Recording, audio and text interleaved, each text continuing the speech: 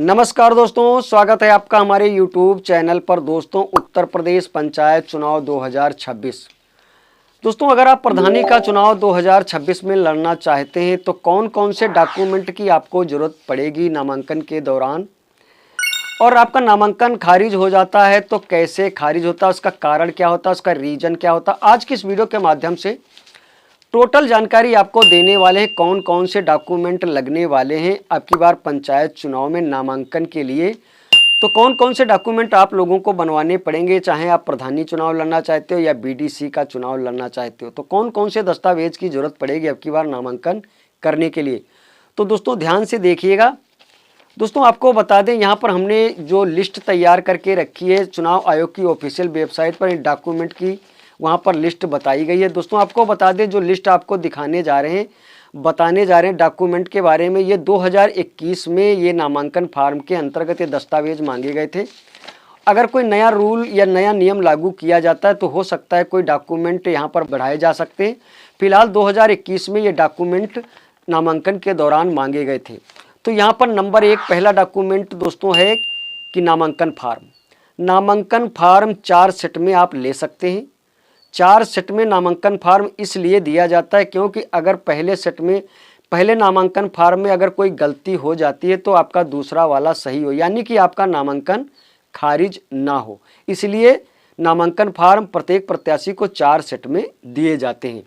तो पहला दस्तावेज आपका मूल रूप से नामांकन फार्म हो गया। नामांकन फार्म पे आपको अपनी बेसिक जानकारी देनी होती है। आपका नाम, गांव, आप कहाँ के निवासी, आपका मूल निवास क्या है, आप कौन सा चुनाव लड़ना चाहते हैं, प्रधानी, बीडीसी, ये सभी बेसिक जानकारी आपको नामांकन फार्म पे दर्ज करनी होती है। इसके अलावा दूसरा जो आपका दस्तावेज है ये शपथ पत्र। शपथ पत्र आपको अपने तहसील या कचहरी से बनवाना होता है। शपथ पत्र आपको नया बनवाना है, यानी कि यहाँ पर रखा हुआ शपथ पत्र आपको नहीं लगाना है, यानी कि नया आपको शपथ पत्र बनवाना है। क्योंकि अगर पुराना, कई बार पुराना लोग शपथ पत्र लगा देते हैं, उसका वैलिडिटी ख़त्म हो जाता है। ऐसी अवस्था में आपका नामांकन खारिज भी हो सकता है। तो जितने भी आपको डॉक्यूमेंट यहाँ पर लगाने हैं नामांकन के दौरान वो बिल्कुल नए होने चाहिए। तो दोस्तों तीसरा डॉक्यूमेंट है आरक्षित वर्ग के लिए जाति प्रमाण पत्र। जैसे जहाँ पर एससी सीट आई है या ओबीसी आई है, तो आरक्षित वर्ग के लिए आपको जाति प्रमाण पत्र की आवश्यकता होती है। तो ऐसे में आपको जाति प्रमाण पत्र किसी जनसेवा केंद्र के माध्यम से आप बनवा सकते हैं, यानी कि जो कि तहसील द्वारा निर्गत किया जाता है। आपको बता दें, जाति प्रमाण पत्र भी नया होना चाहिए। वैसे बहरहाल जाति प्रमाण पत्र की वैलिडिटी 3 साल की होती है और कई बारी लोग पुराना जाति प्रमाण पत्र लगा देते हैं। ऐसी अवस्था में उसकी जब वैलिडिटी ख़त्म हो चुकी होती है तो ऐसे में जब अधिकारियों द्वारा जाति प्रमाण पत्र की जांच की जाती है तो वो उसकी वैलिडिटी ख़त्म हो चुकी होती, तो ऐसी स्थिति में आपका नामांकन खारिज हो सकता है। तो जहां तक हो सके कि नया बनाकर ही लगाएं। चौथा दस्तावेज यहाँ पर बताया गया है जमानत राशि, जो कि हर एक प्रत्याशी को जमा करनी होती है। जमानत राशि एसबीआई की किसी भी शाखा में आप जमा कर सकते हैं और उसका ट्रेजरी चालान की मूल प्रति नामांकन के दौरान आपको जमा करनी होती है। तो जो भी जमानत राशि तय की जाती है चुनाव आयोग की तरफ से, वो जमानत राशि आप एसबीआई की किसी भी शाखा में आप जमा कर सकते हैं। वहाँ से जो मूल प्रति आपको ट्रेजरी चालान की दी जाएगी वो नामांकन फार्म के साथ आपको संलग्न करनी होती है। तो ये चौथा दस्तावेज हो गया। इसके अलावा यहाँ पर जरूरत पड़ती है एनओसी। जिला पंचायत का चुनाव लड़ने जा रहे हैं या प्रधानी या बीडीसी का चुनाव, यहाँ पर आपको एनओसी लेनी होती है। एनओसी का खर्चा लगभग 300 से 400 रुपये तक का होता है, तो ये आपको एनओसी लेनी होती है। इसके अलावा दोस्तों 5वां दस्तावेज है प्रस्तावक। प्रत्याशी को एक प्रस्तावक बनाना होता है। प्रस्तावक की वोटर लिस्ट भी लगानी होती है नामांकन के दौरान। जो भी आप प्रस्तावक बनाएंगे उसकी भी वोटर लिस्ट वहाँ पर लगानी होती है। 7वां दस्तावेज है प्रत्याशी को खुद की वोटर लिस्ट वहाँ पर लगानी होती है। वोटर लिस्ट बता दें आपको, वोटर लिस्ट जो वोटर क्रमांक होता है, लोग सोचते होंगे कि वोटर क्रमांक कोई ज़्यादा मायने नहीं रखता, पर ऐसा नहीं है। वोटर लिस्ट के अंदर जो वोटर का वोटर क्रमांक होता है सबसे महत्वपूर्ण क्रमांक होता है और यही चेक किया जाता है नामांकन के दौरान। तो आपको प्रत्याशी को भी अपनी वोटर लिस्ट लगानी होती है और साथ में जो प्रत्याशी का प्रस्तावक होता है उसकी भी वोटर लिस्ट आपको लगानी होती है। तो कुछ यहाँ पर 7 तरीके के दस्तावेज 2021 के चुनाव में लगाए गए थे, यानी कि मांगे गए थे। ठीक इसी प्रकार से 2026 के चुनाव में भी कुछ यही दस्तावेज लगने वाले हैं। अगर कोई नया रूल या नया नियम लागू किया जाता है 2026 के चुनाव में, जैसा कि चर्चा चल रही थी कि साक्षरता का कानून लाया जाएगा या 2 बच्चों वाला कानून लाया जाएगा, अगर कोई ऐसा कानून लाया जाता है तो मार्कशीट या जन्म प्रमाण पत्र वगैरह यहाँ पर मांगे जा सकते हैं। दोस्तों, उम्र एज वेरिफिकेशन के लिए जन्म प्रमाण पत्र या मार्कशीट मांगी जा सकती है। 2 बच्चों वाला कानून अगर लाया जाता है संज्ञान में, तो ऐसी अवस्था में उसके लिए भी कोई नया डॉक्यूमेंट मांगा जा सकता है। फिलहाल सरकार की तरफ से, आयोग की तरफ से अभी कोई नया नियम लागू नहीं किया गया है। फिलहाल 2021 में यही दस्तावेज नामांकन के दौरान मांगे गए थे। यही दस्तावेज की जरूरत पड़ेगी नामांकन के दौरान प्रधानी चुनाव में। तो दोस्तों, कुछ इस तरीके से डॉक्यूमेंट आपको तैयार करके रखने होंगे। फिलहाल अधिसूचना जारी होने के साथ ये भी जारी कर दिया जाता है कौन कौन से दस्तावेज नामांकन के दौरान मांगे जाएंगे। तो उस हिसाब से आपको अपने डॉक्यूमेंट, अपने दस्तावेज तैयार करके रखने होंगे।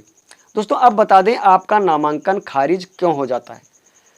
दोस्तों, अगर आप कोई दस्तावेज पुराना या अनलीगल दस्तावेज का प्रयोग करते हैं तो ऐसी स्थिति में आपका नामांकन अधिकारियों द्वारा खारिज कर दिया जाता है।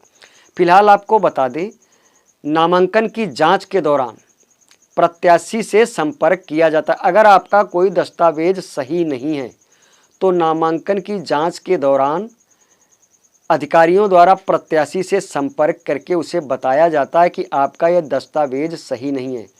तो ऐसी अवस्था में आप उसका इंतजाम कर सकते हैं। दोस्तों, ध्यान रखिएगा, जब नामांकन की जांच होती उस समय ध्यान रखिएगा, अगर आपका कोई ऐसा दस्तावेज निकलता है तो तत्काल बनवा करके आपको जमा करना पड़ेगा। तो अगर आपका कोई दस्तावेज अनलीगल या सही नहीं है तो ऐसी अवस्था में आपका नामांकन खारिज हो जाता है। दूसरी बात, अगर आपका नाम 2 ग्राम पंचायतों में दर्ज है, जैसे कि जिस ग्राम पंचायत से आप चुनाव लड़ रहे हैं उस ग्राम पंचायत की वोटर लिस्ट में आपका नाम दर्ज है, इसके अलावा त्रुटिवश या किसी कारणवश किसी दूसरी ग्राम पंचायत में आपका नाम दर्ज है और जांच करने पर अगर ऐसा पाया जाता है तब भी आपका नामांकन 100% खारिज हो सकता है। तो दोस्तों, अगर आप प्रधानी का चुनाव लड़ना चाहते हैं तो इस बात का जरूर ध्यान रखिएगा। अगर त्रुटिवश किसी कारणवश किसी दूसरी ग्राम पंचायत में आपका नाम दर्ज है तो एक विलोपन का फार्म भर के उसे कटवा दें, अन्यथा नामांकन की जांच होने पर अगर ऐसा पाया जाता है तो आपका नामांकन 100% खारिज कर दिया जाएगा। क्योंकि दोस्तों, आपको याद दिला दें, अब की बार राज्य निर्वाचन आयोग की तरफ से कहा गया है विधानसभा और ग्राम पंचायत की वोटर लिस्ट को आपस में मेंशन किया जा रहा है और डिजिटलीकरण भी किया जा रहा है। तो ऐसी अवस्था में अगर आपका नाम किसी दूसरी ग्राम पंचायत में पाया जाता है तो यहाँ पर एक संशय उत्पन्न हो जाएगा कि आपका मूल निवास कहाँ का है। तो ऐसी स्थिति में आपका नामांकन 100% खारिज कर दिया जाएगा। तो दोस्तों, जहाँ से आप चुनाव लड़ना चाहते हो बस उसी वोटर लिस्ट में आपका नाम होना चाहिए, न कि दूसरी ग्राम पंचायत में। तो कुछ ऐसी स्थिति में आपका नामांकन खारिज कर दिया जाता है। तो दोस्तों, इस तरीके से कुछ इन बातों को आपको ध्यान में रखना होगा। अपना वोटर क्रमांक, यानी कि जैसे ही वोटर लिस्ट प्रकाशित की जाए, नई वोटर लिस्ट, उस समय आपको पूरी वोटर लिस्ट को चेक कर लेना है। खास करके अपने वोटर क्रमांक को चेक कर लेना है। जो व्हिप प्रत्याशी है वो अपने वोटर क्रमांक को जरूर चेक करें, क्योंकि कई बार भिन्न तरीके से वोटर क्रमांक वहाँ पर दर्ज हो जाता है किसी कारणवश। तो ऐसी अवस्था में वहाँ पर आपको सही करवाने की ज़रूरत होती है। तो दोस्तों, इन्हीं सभी बातों को आपको ध्यान में रखना है। तो यही कुछ दस्तावेज लगने वाले हैं, कुछ यही रीज़न होता है जो आपका नामांकन खारिज हो जाता है। दोस्तों, जानकारी अच्छी लगी हो तो वीडियो को लाइक करें, चैनल को सब्सक्राइब करें। पंचायत चुनाव से रिलेटेड हर एक छोटी बड़ी अपडेट हम आपको लिए लगातार लाते रहते हैं। तो दोस्तों, मिलते हैं इसी नई जानकारी के साथ, नई वीडियो के साथ। तब तक के लिए धन्यवाद।